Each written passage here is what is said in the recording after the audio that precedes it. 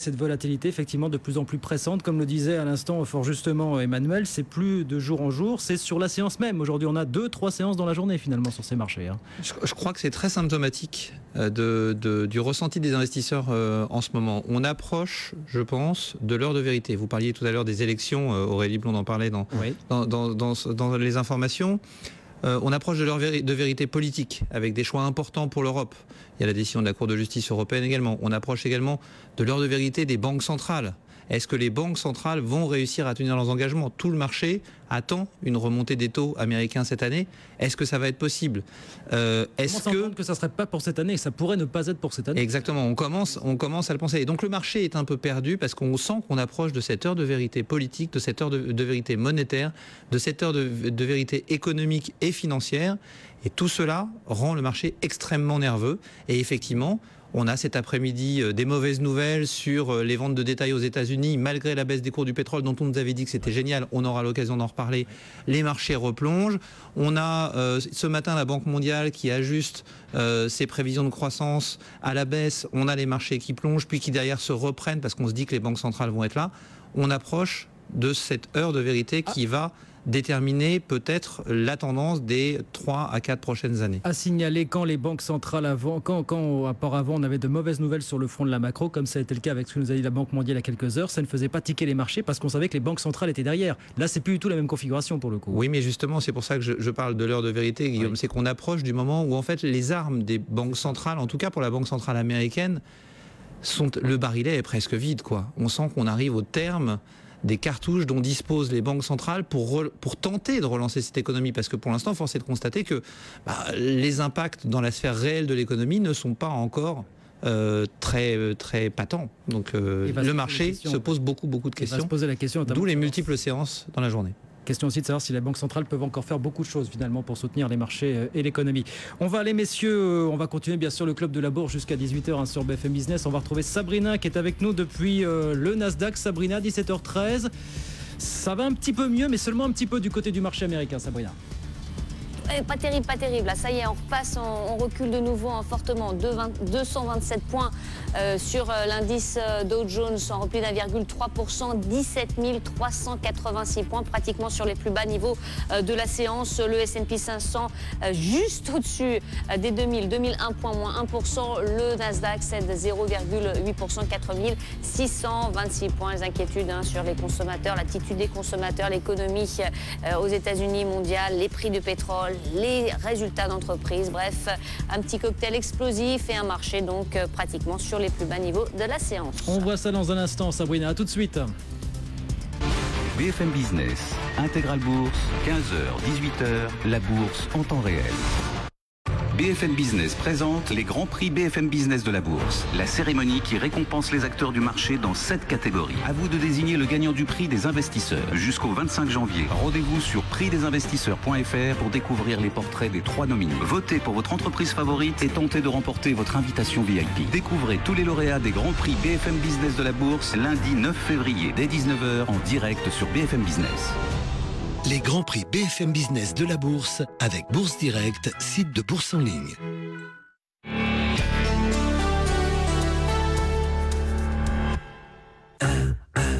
On s'est rencontrés il y a 6 mois. Depuis le début, entre nous, c'est tout simple.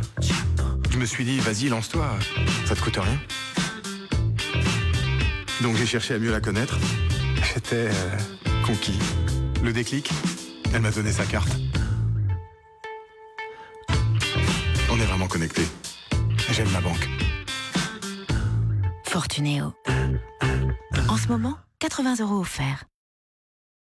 Aujourd'hui, nos réserves de sang sont faibles. En donnant votre sang, vous pouvez sauver des vies.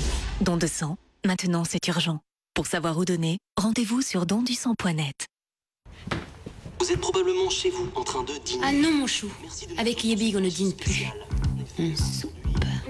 Ce soir, nouvelle soupe Yebig aux 10 légumes et œufs à la coque. Yebig, on ne dîne plus, on soupe. T'as compris, mon chou? Tout BFM Business, toujours avec vous. Téléchargez l'application gratuite BFM Business pour tablette et smartphone et emportez BFM Business avec le fil des dépêches et toute l'info éco. L'application BFM Business, tout BFM Business en mobilité. 1, 2, 3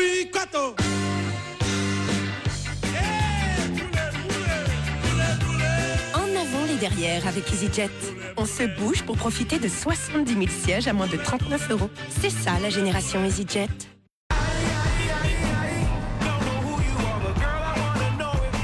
Ah, nouvelle voiture.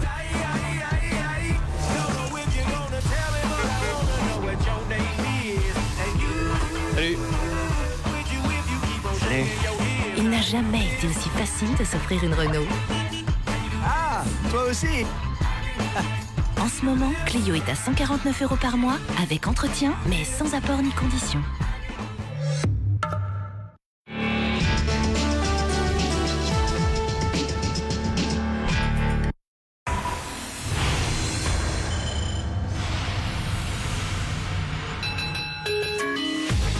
Bien, ça se présente mal. On a cru commencer à réduire un petit peu les pertes tout à l'heure sur le CAC 40, mais on a replongé pour l'instant. Moins 1,28%, un gros quart d'heure de la clôture. On est à 4235 points. On a deux gros perdants, on va dire, sur le CAC 40 depuis tout à l'heure. C'est EDF qui perd 5,7%. Le même EDF qui avait gagné 5% hier, mais qui chute aujourd'hui lourdement après une recommandation d'Exane BNP Paribas puis ArcelorMittal, dont on va reparler d'ici 18h, qui perd 5,7% également, 8 € et 1 centime. On est sur des plus bas de 11 ans aujourd'hui pour ArcelorMittal. Et puis d'autres valeurs qui abandonnent aux alentours de 3%, GDF Suez à 18 €, BNP Paribas à 44,99 €, juste sous les 45. Et puis on voit Renault qui a bien commencé l'année, tout comme le secteur auto. Renault qui perd 2,7% en ce moment. On est à 59,88 €. Et puis une seule valeur qui se distingue vraiment à la hausse, complètement à contre-courant de la tendance cet après-midi, c'est Carrefour qui progresse d'un peu plus de 2%. On est juste sous les 26 € sur Carrefour. 4233 points pour le CAC 40 en ce moment. Sabrina,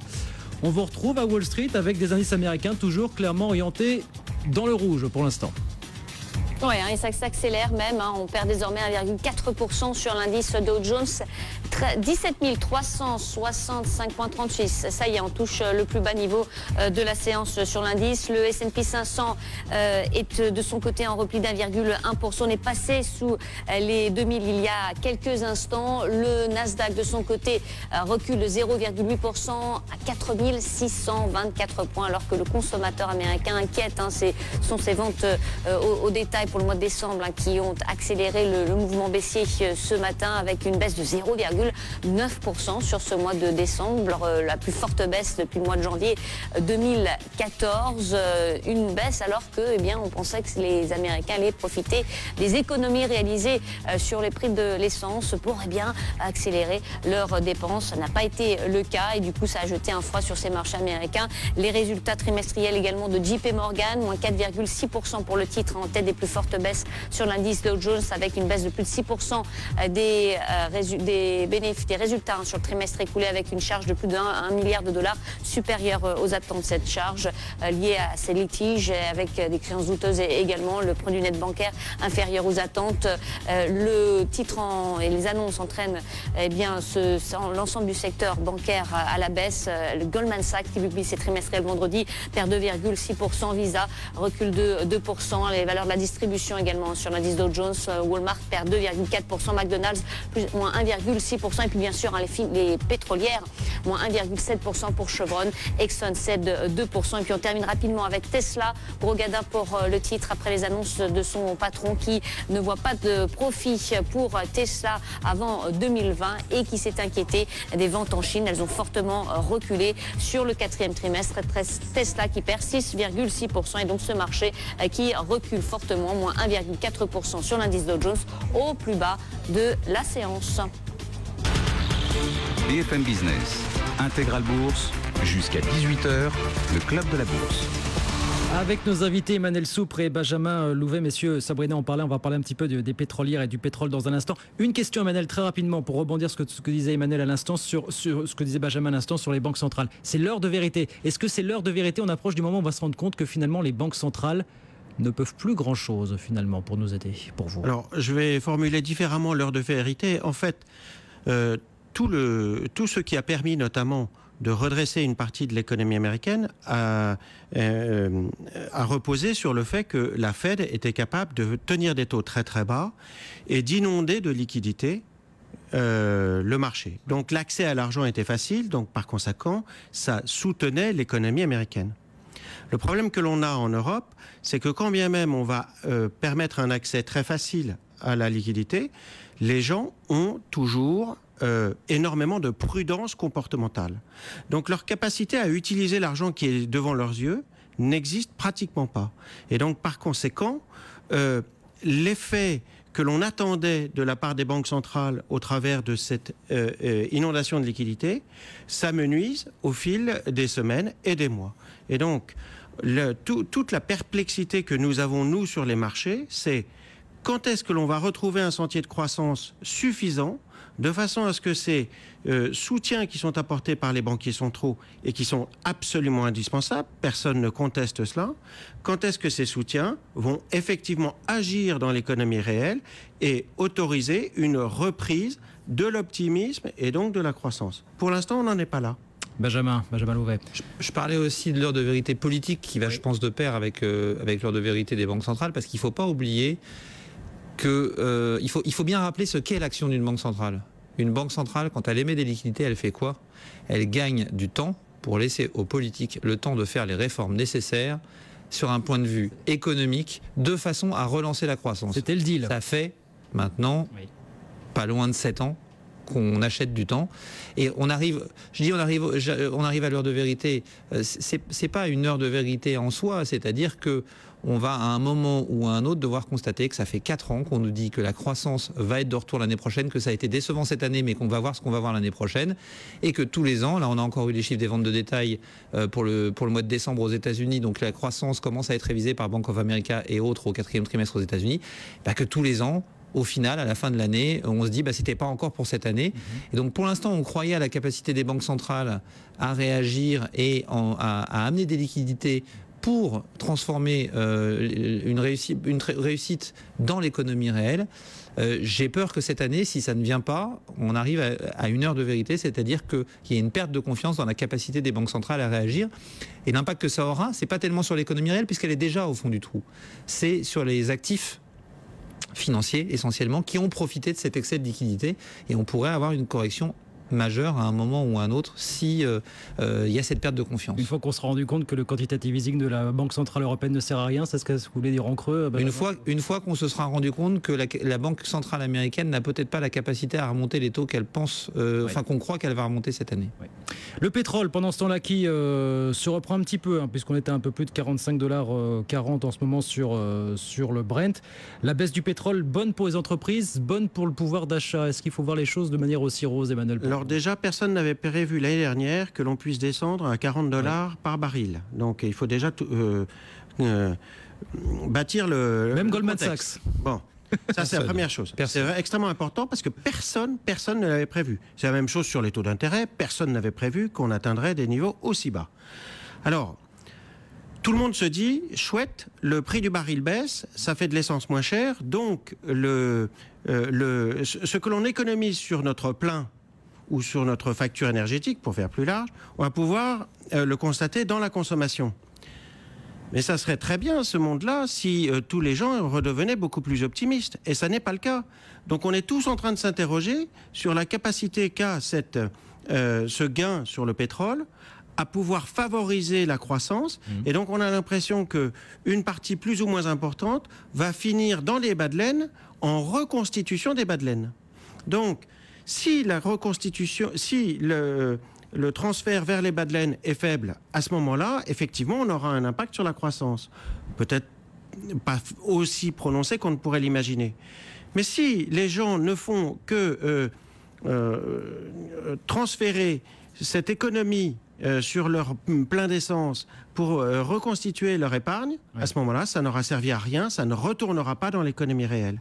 Et donc, on n'arrête pas, quels que soient les schémas, quels que soient les facteurs économiques, quels que soient les chiffres que l'on est en train d'observer, on n'arrête pas de se poser des tas de questions. Et donc, par conséquent, on est exactement, c'est ce que l'on disait tous les deux, dans cette incapacité à pouvoir afficher un avenir avec sérénité et sur lequel on puisse faire reposer facilement des projections économiques. Cette baisse du pétrole, Benjamin Louvet, au-delà des questions que ça pose sur l'évolution de la croissance mondiale et les questions de désinflation, est-ce que ça peut nous entraîner vers quelque chose de plus conséquent pour vous, finalement. Oui, alors moi sur le pétrole, j'ai un avis un peu plus tranché. J'en ai parlé dans une note de conjoncture qui est disponible sur le site internet de Prime Finance dès le mois dernier. Je pense que si on regarde les choses objectivement, la baisse du prix du pétrole n'est pas une bonne chose. Il faut se rappeler quand même qu'il y a 6 mois, quand le prix du pétrole montait, on nous expliquait que c'était super parce que ça permettait de créer des emplois aux États-Unis et aux entreprises américaines d'aller bien. Aujourd'hui, le pétrole baisse, on nous explique que c'est super parce que ça va faire des économies pour les salariés. Il faut regarder les choses factuellement. Depuis le début des années 2000, il y a eu 3 baisses des prix du pétrole de plus de 20%, si on nommait celle qui est en train de se passer. Et dans les 3 cas, les ventes de détail aux États-Unis n'ont pas progressé, elles ont même baissé. Si on regarde ce qui se passe depuis le début de cette baisse, on a eu les chiffres, je le disais cet après-midi, des ventes de détail aux États-Unis pour le mois de décembre qui étaient négatifs, pour le mois de novembre qui était revu à la baisse. On constate que c'est encore un peu la même chose. Donc, ce que disait Emmanuel Soupre est tout à fait vrai. L'épargne est importante. Il faut savoir que quand on perd $1 sur les prix à la pompe, les Américains regagnent à peu près 150 milliards de dollars de pouvoir d'achat, c'est-à-dire à peu près 1% du PIB américain. Maintenant, a priori, ils ne le consomment pas. Ça, c'est la première chose. Et puis là où c'est beaucoup plus grave, à mon avis, je pense que moi, la prochaine crise financière pourrait éventuellement être déclenchée par le secteur pétrolier pour au moins 3 raisons. Prochaine crise financière, carrément. Oui, tout à fait. Parce que, pour 3 raisons essentielles. La première, c'est que les compagnies du S&P 500, les compagnies pétrolières du S&P 500 représentent 35% du total des investissements des compagnies du S&P 500. Je vous rappelle que l'investissement des entreprises fait partie des composantes du PIB. Goldman Sachs a annoncé la semaine dernière, je crois, qu'il estimait que l'arrêt des projets pétroliers aux États-Unis allait se traduire par une baisse des investissements de 1000 milliards de dollars sur les prochaines années, qui vont se traduire en plus par une baisse de 7,5 millions de la production d'ici 2025. Bref, donc premier point, baisse des investissements, donc impact négatif sur le PIB américain qui est aujourd'hui la locomotive du reste du monde. Deuxième point, l'endettement des sociétés pétrolières. Il faut savoir que le pétrole de schiste n'a pu se développer que parce que les conditions de crédit sont extrêmement favorables. À cause de la politique de la Fed. Exactement, grâce à des taux extrêmement bas. Aujourd'hui, ces entreprises sont extrêmement endettées et les entreprises pétrolières du domaine des pétroles de schiste représentent à peu près 15% du total du marché des high yield aux États-Unis, donc des marchés de la dette risquée aux États-Unis. Aujourd'hui, d'après les dernières estimations de Deutsche Bank qui avaient été faites quand le pétrole valait encore $60, il y a à peu près 30% de ces entreprises qui sont en quasi-faillite, c'est-à-dire 5% du total du marché du high yield. On parle quand même de 5% du total du marché du high yield. Donc, potentiellement un impact très important sur le marché du crédit et donc potentiellement un impact fort sur les marchés financiers. Et puis le troisième point, c'est que ces entreprises vont avoir un problème de valorisation parce que quand vous avez le prix du pétrole qui baisse à ce point, vous êtes obligé de revoir la quantité de réserves que vous pouvez aller chercher parce que vous ne pouvez pas aller chercher la même quantité de pétrole à $100 qu'à $40, première chose. Et puis la deuxième chose, c'est que vous êtes obligé de valoriser vos actifs à un autre prix. Et donc vous êtes obligé de passer des dépréciations d'actifs. On a connu ça dans le secteur des compagnies minières qui ont énormément baissé et qui continue à baisser tant que on n'a pas fait ce type d'ajustement. Donc on a potentiellement une baisse des valorisations, une baisse des dividendes, une baisse des investissements, donc un impact sur le PIB et pas de reprise de la croissance. Donc potentiellement, oui, le déclenchement du début d'une crise financière. Et l'idée, c'est que si la Fed remonte ses taux d'intérêt, voilà, tous les projets qui ont été interrompus, en fait, ne reprendront pas forcément. Ils ne reprendront jamais. Et oui, ils ne reprendront jamais. Ils ne reprendront jamais parce que ce qu'il faut bien comprendre, c'est qu'on nous explique depuis des années que le pétrole de schiste, c'est une innovation technologique et que l'innovation technologique a permis d'augmenter la production pétrolière. Je suis assez peu d'accord avec ça. Les technologies de pétrole de schiste existent depuis les années 50. Ce qui a permis de les développer, c'est la hausse des prix du pétrole. Si les prix du pétrole rebaissent, la technologie du pétrole de schiste n'est plus utilisable. Emmanuel, on a une minute, on fait la pause et puis on viendra à vous après, mais juste une minute. Oui, il reste tout de même une interrogation vis-à-vis des progrès technologiques dans le domaine des pétroles de schiste.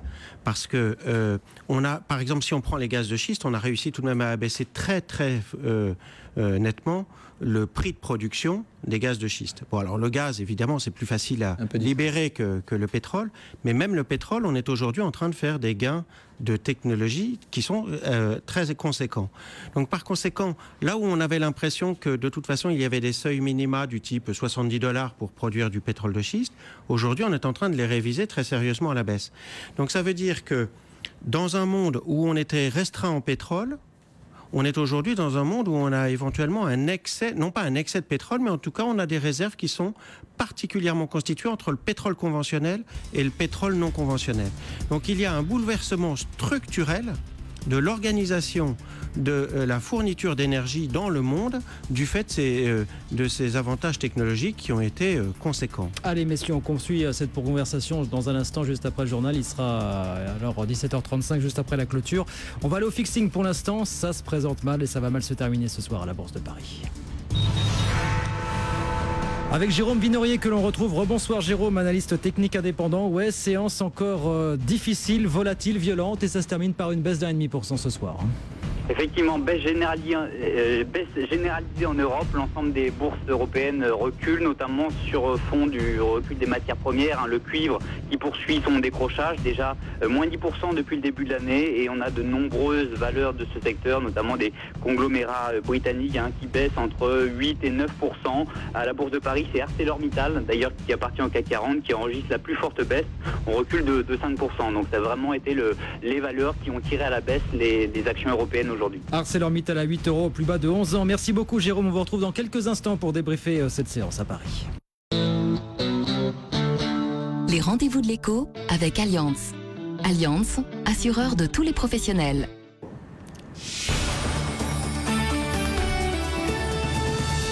Voilà, 17h32 sur BFM Business. C'est Aurélie Blonde qui nous rejoint pour nous redonner les grands titres de l'actualité. Aurélie. Journée historique pour la presse française. 700 000 Charlie Hebdo vendus en seulement quelques minutes. Il est épuisé partout en France, mais il y en aura pour tout le monde. Les marchands de journaux seront réapprovisionnés tous les jours jusqu'à lundi. Écoutez Patrick André, directeur général des Messageries Lyonnaises de Presse. C'est du jamais vu, effectivement. Pour rappeler la genèse, on avait prévu avec Charlie Hebdo un premier tirage à 1 million d'exemplaires. On a rapidement vu, avant même qu'il soit imprimé, qu'on avait besoin de plus. On a prévu 3 millions d'exemplaires. Et en fait, la décision a été prise ce matin par Charlie Hebdo, que nous allons monter à 5 millions d'exemplaires. Ça veut dire qu'on va livrer, en fait, les marchands de journaux tous les jours. Et donc, dès demain, il y aura une nouvelle mise en place, à peu près équivalente à celle d'aujourd'hui. Il faut savoir qu'aujourd'hui, elle a été mise en distribution ce matin tôt, à peu près 700 000 exemplaires, pour avoir une idée et en fait, on réassortit tous les marchands de journaux, les 27 000 points de vente tous les jours. Et du coup, on avait prévu jusqu'à samedi, puis lundi. Et là, maintenant, ce sera jusqu'à jeudi prochain, où on va réassortir pour éviter aussi les problèmes de spéculation un peu scandaleux qu'on est en train de voir. Il n'y a pas, en fait, de rupture de vente. Il faut simplement être un tout petit peu patient. Et puis être vigilant et ne pas prendre 10 numéros quand on peut éventuellement en prendre un et puis quelques autres dans les jours qui viennent. Patrick André, directeur général des Messageries Lyonnaises de Presse, tout à l'heure sur BFM TV. À défaut de Charlie Hebdo, les lecteurs se sont rués vers le Canard enchaîné et Libération. Les deux titres ont été réimprimés et ils sont disponibles depuis cet après-midi. À situation exceptionnelle, mesure exceptionnelle, François Hollande veut revoir le rythme des réductions d'effectifs dans la défense. Le chef de l'État l'a annoncé lors de ses vœux aux armées depuis le porte-avions Charles de Gaulle. Cérémonie qui évidemment a pris une dimension particulière après les attentats. Quelques 10 500 militaires sont mobilisés sur le territoire après le maintien du plan Vigipirate à son niveau le plus élevé. Et notez aussi que depuis les attentats, 54 procédures sont ouvertes pour apologie du terrorisme. C'est ce qu'annonce la chancellerie. Christiane Taubira demande au parquet de faire preuve de réactivité et de fermeté envers les auteurs. Dans l'actualité également, cette date à retenir pour la monnaie européenne. L'euro est passé aujourd'hui sous le dollar 17,47, sous son niveau de création en 1999. C'est une première depuis quasiment 10 ans. Les marchés parient sur une action prochaine de la BCE. La Cour européenne de justice a en tout cas ouvert la voie à ce scénario. Nouveau revers pour Jérôme Kerviel. La Cour d'appel de Versailles rejette la nouvelle demande d'expertise de la perte subie par la Société Générale en 2008. L'ex-trader conteste le montant de 4,9 milliards d'euros avancé par la banque. Une nouvelle audience est fixée le 15 avril. BFM Business, 17h35, c'est la clôture à Paris, Guillaume. Oui, c'est fini Aurélie, ça se termine mal comme on le pressentait puisqu'on perd 1,56% sur le CAC 40, 4223 points. On avait fait 2 belles séances de hausse auparavant, mais n'a pas tenu la distance. On a eu qui plus est, mais vous savez que c'est un petit peu la tendance. Plusieurs séances dans la séance aujourd'hui encore, moins 1,5% donc ce soir pour l'indice parisien avec certaines valeurs qui ont vraiment souffert. On le disait effectivement, on va en parler avec Jérôme Vinorier. ArcelorMittal qui perd 5,9% ce soir, pile à 8 €. On est sur des plus bas de 11 ans sur ArcelorMittal. EDF, très volatile, puisqu'on avait gagné 5% hier, on perd 5,8% ce soir, 21,25 €. GDF Suez qui, allez, plus modestement on va dire, perd 3,3% ce soir, 18 €. BNP Paribas, moins 3% également, 44,93 €. Renault, qui, comme le secteur auto avait bien débuté l'année, qui déguste un petit peu aussi ce soir, moins 2,8%, 59,77 €. Et puis des valeurs un petit peu plus cycliques comme Saint-Gobain, là, qui perd 2,8%, 33,54 €. Ou encore Technip dans le secteur parapétrolier qui perd 2,5%, 45,94 €. Total d'ailleurs, première pondération du CAC qui chute aussi lourdement ce soir, moins 2,1%. L'action totale est à 40,81 €. Une seule valeur qui se distingue vraiment à la hausse ce soir, c'est Carrefour, qui a tenu toute la journée et qui prend ce soir complètement à contre-tendance, plus 2,2%, 25,95 €. Le CAC 40, moins 1,56%, 4223 points. Et puis encore un petit mot pour vous dire que ça s'agite encore sur le marché obligataire, puisque le 10 ans français vient de battre un nouveau record, l'OAT, qui est sous les 0,66% désormais, 0,42% pour le Bund allemand. Et puis le 10 ans américain, qui a réagi bien sûr après les chiffres de vente de détail aujourd'hui, qui est désormais sous les 2%, 1,81% ce soir pour les trésoreries à 10 ans. Le CAC, moins 1,5% ce soir à la clôture. BFM Business, Intégral Bourse, on refait la séance. Allez, on refait la séance avec nos invités, Emmanuel Soupre avec Benjamin Louvet, puis on retrouve Jérôme Vinorier avec nous au téléphone. Rebonsoir Jérôme, analyste technique indépendant. On le disait Jérôme, ça a été très dur notamment pour les valeurs pétrolières, mais aussi pour des valeurs comme ArcelorMittal. On réagit toujours à la chute des cours des matières premières. Ça a été violent là aussi depuis quelques jours pour le coup Jérôme. Oui, d'ailleurs, si on regarde les différents secteurs européens sur la vingtaine de secteurs répertoriés, aujourd'hui encore, c'est les ressources de base qui enregistrent la plus forte baisse, moins 5,2%, suivi du secteur de l'énergie, donc tout ce qui est pétrole et gaz, qui perd 2,65%. Donc des secteurs qui sont mal en point depuis plusieurs mois, du fait de la baisse du cours des matières premières. Et on constate, c'est vraiment sur les ressources de base que ça a été le plus fort dernièrement, puisque le cuivre a vraiment accéléré sa baisse. On est au plus bas depuis plus de 5 ans, moins 8% sur 3 jours. Donc l'ensemble des conglomérats qui traitent les minerais, que ce soit les conglomérats britanniques, mais également européens, comme ArcelorMittal, ont pris cher. Il y a eu des décrochages très forts sur ces valeurs aujourd'hui.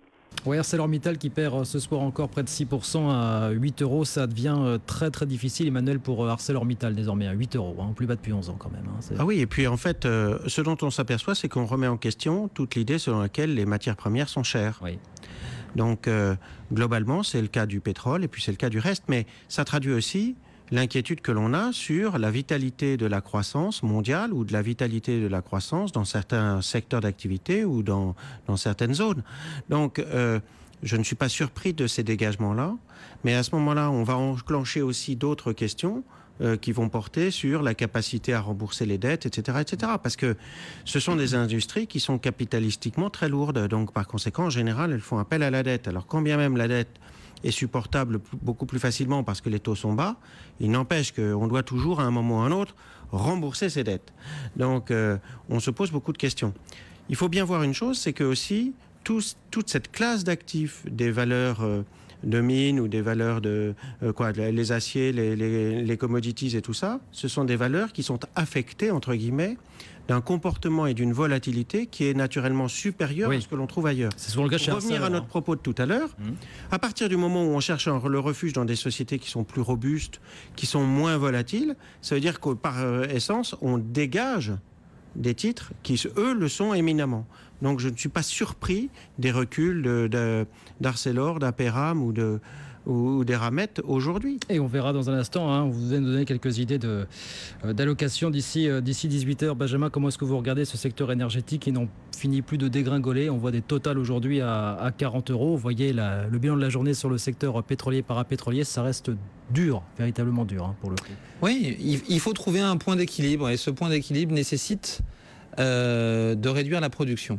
Je rappelle que ce qui a déclenché la baisse, c'est qu'on a revu à la baisse la demande mondiale de pétrole. On attendait 1 400 000 barils par jour d'augmentation de la demande en début d'année. Finalement, on s'est retrouvé à 650 000. Et quand on a revu à la baisse la croissance mondiale et revu donc à la baisse la consommation de pétrole, on s'est retrouvé dans un monde où on avait un excédent de production. Donc l'Arabie Saoudite, on comptait sur l'OPEP et sur l'Arabie Saoudite pour réduire sa production parce qu'elle l'avait fait jusqu'à maintenant. Mais l'Arabie Saoudite, il ne faut pas oublier que ce sont des gens qui font du commerce. Et donc, ils ont eu une attitude de commerçants. Ils ont fait un calcul simple. Ils ont dit d'habitude, on accepte de baisser parce que quand on baisse notre production de 10%, grosso modo, les prix remontent de 12, 13, 14, 15%, ce qui fait qu'on gagne en prix, ce qu'on perd en volume. Là, ils savaient que s'ils baissaient leur production d'1 million de barils, ça n'était pas suffisant pour faire remonter les prix. Donc, ils allaient perdre et en volume et en prix. Donc, ils ont dit, nous, on baisse pas tout seul. Ils avaient déjà tenu cette attitude en 2001. On a un peu tendance à l'oublier, mais en 2001, il y a eu, après les attentats du 11 septembre, un effondrement des cours du pétrole qui est passé, si je me souviens bien, de 35 à quasiment 17, 18. Et on avait demandé à l'OPEP de faire le travail de réduction de la production. Et l'OPEP avait dit, je veux bien participer, mais je ne peux pas être seul à réduire. Il faut que les autres prennent leur part. Que les notamment la Russie, comme la Russie, oui. Et notamment la Russie. Et la Russie, à l'époque, avait refusé de jouer le jeu. Et donc, l'Arabie Saoudite avait eu la même attitude. Donc, ils préfèrent sacrifier des revenus à court terme pour préserver leur rente à long terme. Et donc là, ce qu'ils cherchent à faire, c'est sortir des acteurs du marché. Je pense qu'ils vont y arriver. Simplement, les contraintes techniques font que ça ne va pas se faire tout de suite. Les parents pauvres, entre guillemets, de cette industrie pétrolière aujourd'hui, ceux qui ont des coûts de revenus élevés, ce sont les pétroles de schiste. Et les pétroles de schiste, une fois que les puits sont creusés, donnent beaucoup de pétrole. Donc je pense que la production de pétrole de schiste devrait continuer à augmenter pour les mois à venir. On l'avait vu sur l'exemple du gaz il y a quelques années, quand les prix du gaz s'étaient effondrés. Le gaz a continué à augmenter en production aux États-Unis pendant 12 à 18 mois.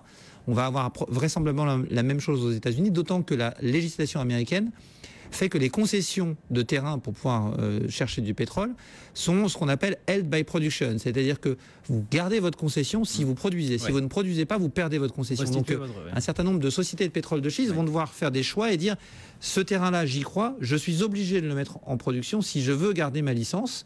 Et donc on va continuer à avoir pendant quelques mois une augmentation des puits. Donc je pense que le pétrole devrait avoir du mal à se stabiliser au moins jusqu'à juin, surtout qu'on va rentrer après au deuxième trimestre dans une période, fin du premier trimestre, dans une période de maintenance autour du bassin atlantique pour les raffineries. Donc la demande de pétrole va naturellement baisser.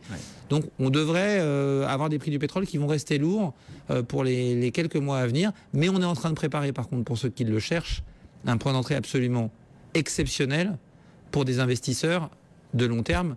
Je pense à des institutionnels qui regardent à 5 ans, 10 ans, 15 ans, parce qu'il est certain derrière que le prix du pétrole remontera très fort. Pourquoi ? Parce que je rappelle tout simplement que sur les pétroles conventionnels, les pétroles classiques, la production a touché un pic en 2010. Depuis, on est en baisse. Les 5 majors pétrolières ont des productions pétrolières qui sont en baisse depuis 2010. Et le taux de déplétion naturelle, c'est-à-dire la baisse de production naturelle sur les champs déjà en exploitation dans le pétrole conventionnel, est de 4 à 6% par an. Ce qui veut dire que tous les 10 ans, il faut qu'on trouve 40 millions de barils par jour à mettre en exploitation, c'est-à-dire 4 fois la production de l'Arabie Saoudite. Donc derrière, on sait que le prix du pétrole va revenir au moins à 70-80 $. Donc un prix d'investissement, si on n'est pas à 1 mois près, 2 mois près, on est aujourd'hui sur des zones d'investissement très intéressantes sur le pétrole. La question est de savoir quand. On retrouve Jérôme d'une minute. Jérôme, qu'est-ce que vous regardez d'autre comme valeur ? On constatait qu'aujourd'hui on vend tout, aussi bien ce qui a marché que ce qui n'a pas marché depuis maintenant une dizaine de jours, depuis le début de l'année 2015. C'est quand même révélateur d'un marché qui se cherche et qui ne sait absolument pas où il va, hein, Jérôme. Mais on le voit depuis plusieurs mois, là, on n'a pas de réelle tendance sur les actions européennes. On a un CAC 40 qui a fait un plus haut à 4600 points à l'été dernier, puis un plus bas à 3800, et actuellement à 4200, on est au milieu de ce range. Donc on sent bien au niveau des indices qu'on n'a pas de réelle tendance, et l'hésitation très forte en ce moment, avec, vous l'avez dit, plusieurs séances dans la séance, témoigne de cette incertitude. En revanche, si on regarde du côté des secteurs, on a vu tout ce qui est lié aux matières premières, c'est sous pression, mais on a quand même des valeurs défensives, notamment depuis plusieurs semaines, plusieurs mois même. L'immobilier qui est très fortement, qui est très fort toujours. On inscrit en séance un plus haut historique. Le secteur européen a reculé de 0,43% aujourd'hui, mais plusieurs valeurs au sein de ce secteur enregistrent de nouveaux plus annuels. On a eu notamment Corio qui est coté à Amsterdam, on a Unibail-Rodamco qui est bien orienté, Klépierre. Donc c'est vrai que l'immobilier constitue un secteur sur lequel on a encore un potentiel d'appréciation pour ce début d'année 2015. Oui, Unibail-Rodamco qui a surnagé, enfin on va dire ça comme ça, plus 0,1% effectivement ce soir, hein, 224,80 €. Merci beaucoup Jérôme d'avoir été avec nous ce soir. Jérôme Vinorier, analyste technique indépendant. On marque une petite pause avant la dernière partie du Club de la Bourse. Je vous rappelle la baisse ce soir à Paris, moins 1,56% à l'issue d'une séance haute en couleur, mais comme on en a connu pas mal depuis le début de l'année et depuis ces dernières semaines, on est à 4223 points. La dernière partie du Club de la Bourse avec Emmanuel Soupre et Benjamin Louvet dans un instant. A tout de suite. BFM Business, Intégral Bourse, 15h, 18h, la bourse en temps réel. Ce week-end sur BFM Business, Qui êtes-vous ? Présenté par Edwige Chevrillon. Un tête-à-tête sans concession pour découvrir la face cachée des femmes et des hommes qui font avancer le pays. Qui êtes-vous ? Le rendez-vous incontournable des acteurs de l'économie et de la politique. Qui êtes-vous ? Avec Edwige Chevrillon, tous les vendredis à 18h, samedi à 22h et dimanche à 20h sur BFM Business.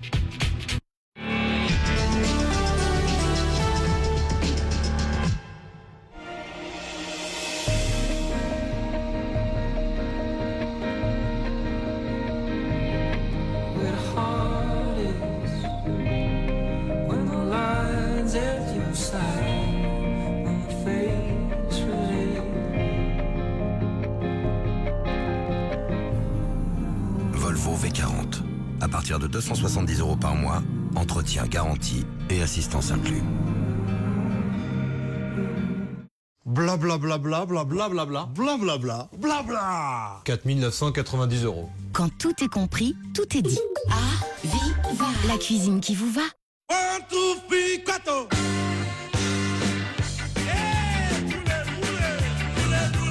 En avant les derrière avec EasyJet. On se bouge pour profiter de 70 000 sièges à moins de 39 €. C'est ça la génération EasyJet. Vous êtes probablement chez vous en train de dîner. Ah non mon chou, avec Yebig on ne dîne plus. On soupe. Ce soir, nouvelle soupe Yebig aux 10 légumes et œuf à la coque. Et les bigs, on ne dîne plus, on soupe. T'as compris mon chou? Que vous repassiez tout d'un coup Click & Steam. Ou au coup par coup. Click & Steam d'Astoria, la seule centrale vapeur qui se transforme en fer. Click & Steam.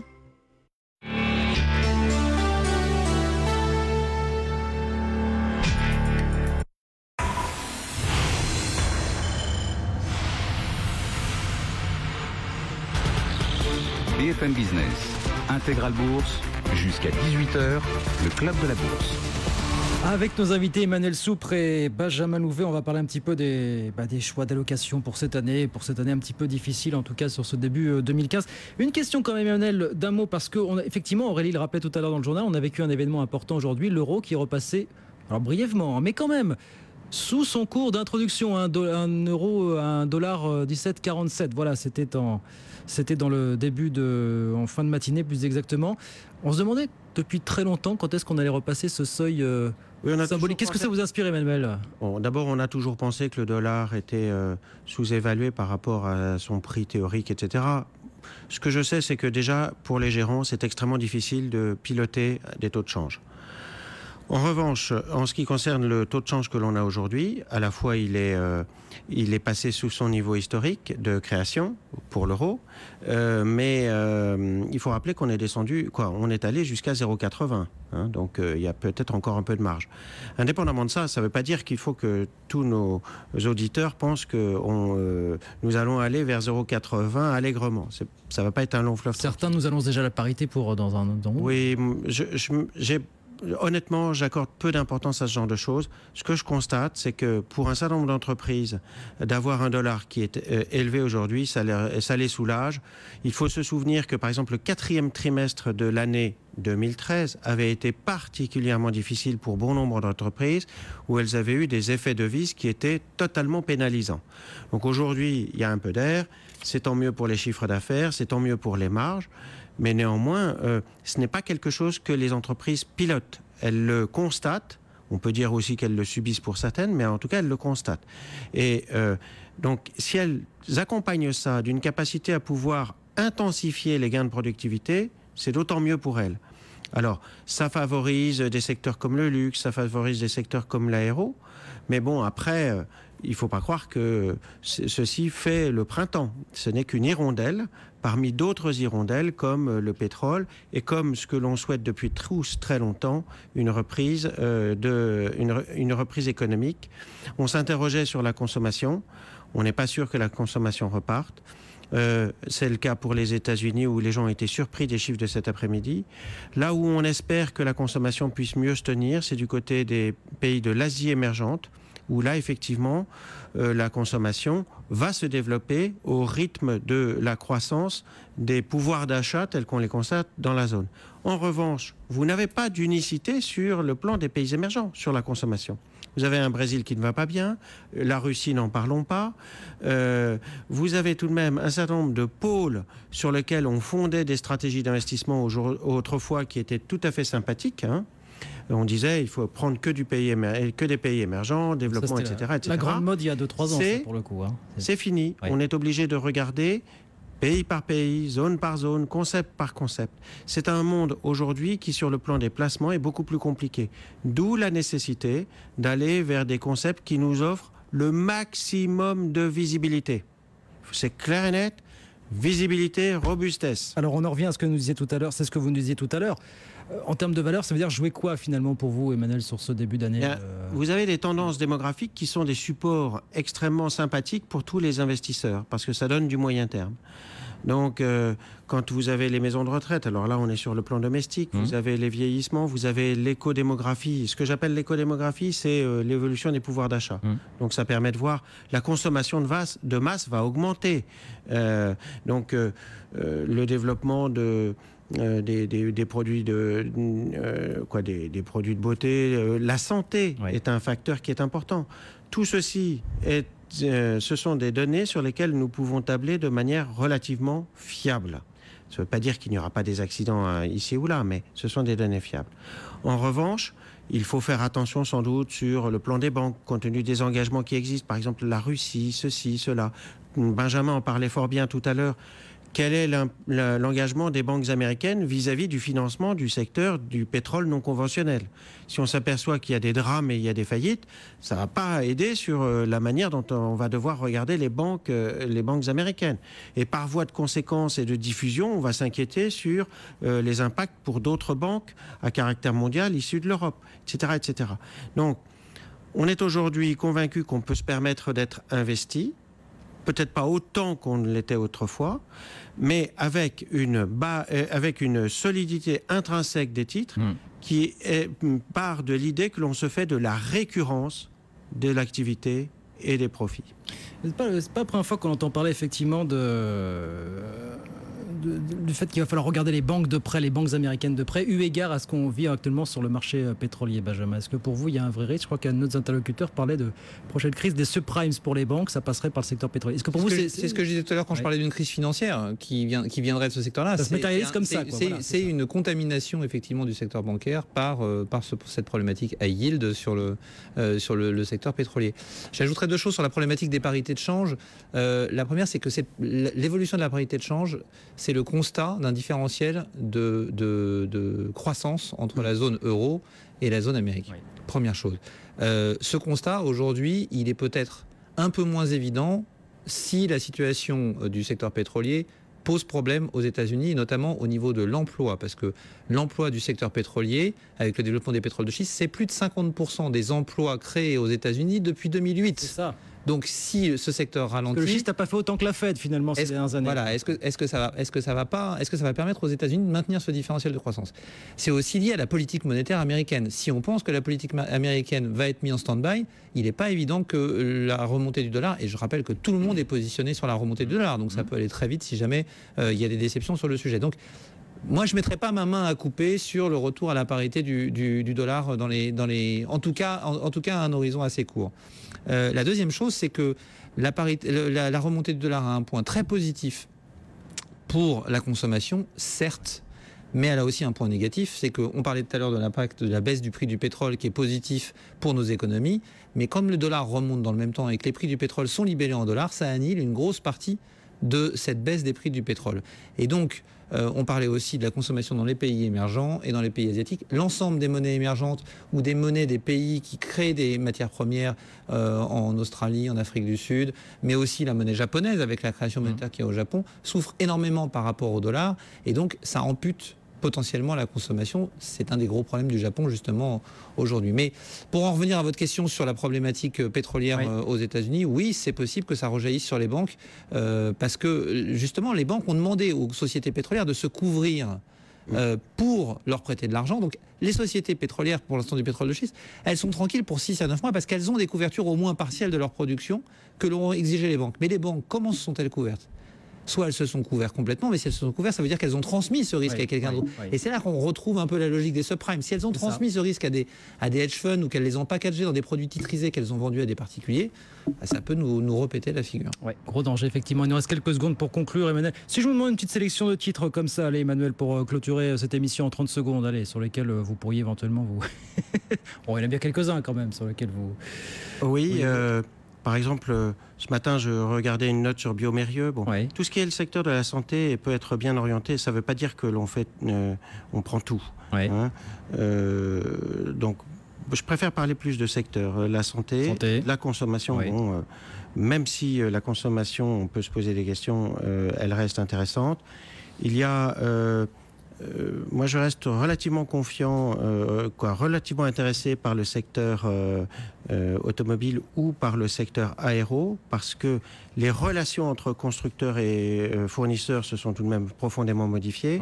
Et il y a tout de même des carnets de commandes qui, pour l'instant, ne sont pas remis en question. Donc, on a une dynamique qui est intéressante. Airbus a donné des... Donc, grosso modo, fonder cela sur de la consommation et puis des services un peu essentiels. Pas sur l'énergie, je crois qu'il faut faire attention vis-à-vis de l'énergie. Pour l'instant, c'est trop tôt pour s'y réintéresser. Ça ne veut pas dire qu'il faut oublier définitivement. Ça veut dire simplement que pour l'instant, il faut mettre ça un peu en veilleuse. Et il y a un dernier secteur, il y a le secteur des télécommunications qui est en train de faire sa mutation. Seul avec un bémol tout de même important, c'est que les prévisions bénéficiaires du secteur des telcos ne sont toujours pas en train de se redresser. Et ça pourrait bouger, ça bougera peut-être en France, effectivement, cette année ou peut-être pas, on verra. Merci messieurs d'avoir été avec nous ce soir pour le Club de la Bourse. Emmanuel Soupre, directeur de la gestion action chez Neuflis OBC Investissement, et puis Benjamin Louvet, associé gérant chez Prime Finance. Merci messieurs, à très vite sur BFM Business. On se quitte avec cette baisse, moins 0,5% ce soir, 4223 points pour l'indice parisien. Intégral Bourse revient demain, 15h-18h. À demain. BFM Business, Intégral Bourse, 15h, 18h, la bourse en temps réel. À suivre sur BFM Business, le grand journal d'Edwige Chevrillon. BFM Business présente les grands prix BFM Business de la Bourse, la cérémonie qui récompense les acteurs du marché dans 7 catégories. À vous de désigner le gagnant du prix des investisseurs. Jusqu'au 25 janvier, rendez-vous sur prixdesinvestisseurs.fr pour découvrir les portraits des 3 nominés. Votez pour votre entreprise favorite et tentez de remporter votre invitation VIP. Découvrez tous les lauréats des grands prix BFM Business de la Bourse lundi 9 février dès 19h en direct sur BFM Business. Les grands prix BFM Business de la Bourse avec Bourse Direct, site de bourse en ligne.